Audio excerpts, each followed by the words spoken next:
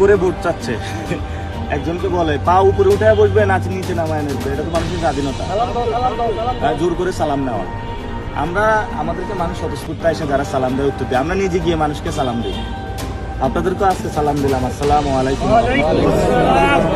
আপনারা যদি অসৎ লোক নির্বাচন করেন আপনাদের কপালে সেরকমই ঘটবে। কাজে আপনারা শুরু থেকেই সৎ আগে দেখে দেবেন কোন লোকটা সৎ, কে কোন দল করে সেটা খুব বড় ব্যাপার না। আপনি সৎ মানুষকে নির্বাচন করবেন, যিনি ঘুষ খান না, যিনি চাঁদাবাজির সাথে জড়িত নন, সেরকম লোক আপনারা বেছে নেবেন। আলহামদুলিল্লাহ। আগামী নির্বাচনে আপনি কোন দলকে ভোট দিবেন? আমি আমি জামাতি দিব। আল্লাহ কাম করতেছি, আল্লাহ আল্লাহ চিন্তা করি।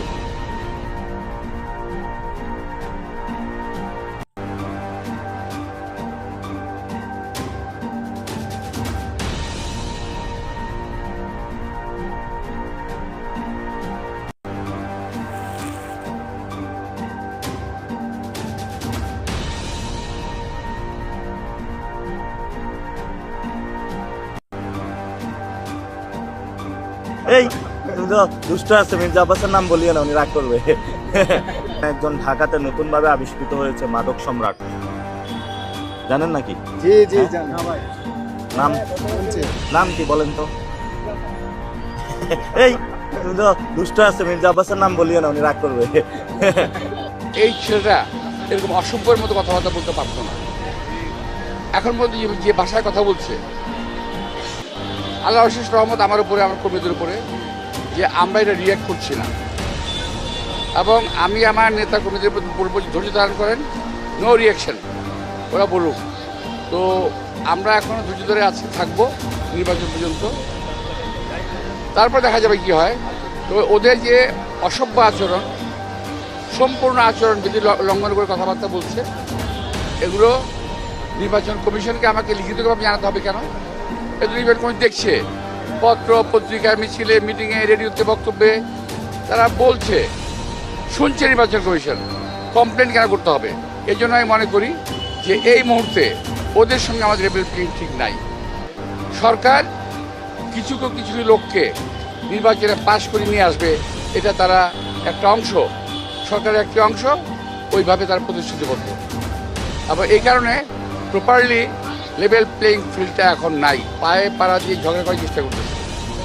আমাদের নেতা কর্মীরা ধৈর্য ধরে আছে, আমিও ধৈর্য ধরে আছি, আমি এদের বলতে চাই না। তবে আমি নির্বাচন কমিশনকে, আমার সরকারকে বলবো, এদের মুখে লাগাম দেওয়ার জন্য যেটা করা দরকার আইন অনুযায়ী সেটা আপনারা করবেন। ওদের যদি ক্ষমতা থাকতো আমাদের নির্বাচন করতেই দিত না।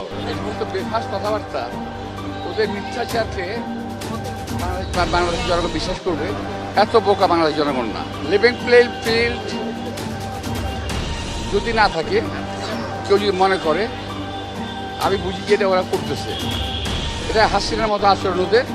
যে কাজটা হাসিনা করবে সে আগেই সে বলতো, এটা আশঙ্কা প্রকাশ করতো এবং পরে সে কাজটা করতো।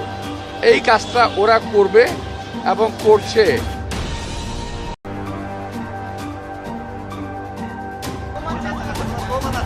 ঢাকা শহরে সবাই জানে মির্জা আব্বাস চাঁদাবাজ। যুব দল, ছাত্র দল, এই মার্কেট থেকে কে টাকা তোলে? এটা কি ভূতে তুলে? পরিবহন সেক্টর থেকে টাকা তোলে কে? ভূতে তোলে নাকি শেখ হাসিনা তোলে? ঢাকা মেডিকেল থেকে টাকা তোলে কে? তোলে ভূতে তুলে? বারডেমের এখান থেকে টাকা তোলে কে? ভূতে তুলে? এগুলো তো ভূতে তুলে না, ওই ভূতটা হলো মির্জা আব্বাস।